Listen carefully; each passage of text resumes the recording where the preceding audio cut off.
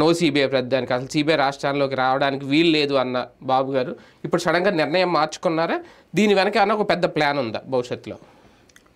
సాధారణంగా మరి నా కళ్ళకే కనిపిస్తుందో మిగతా వాళ్ళకే అంత నెగ్లిజెంట్గా ఉంటారో నాకు తెలియదు. కానీ మీరు అడిగిన ప్రశ్నలో ఒకటి, సిబిఐ 2014-18 మధ్యలో ఆంధ్రప్రదేశ్ అలౌడ్, ఓన్లీ 2019లో మాత్రమే 18-19 మాత్రమే బ్యాన్ పెట్టారు. 18 తర్వాత అది కూడా బ్యాన్ ఈయన పెట్టలా.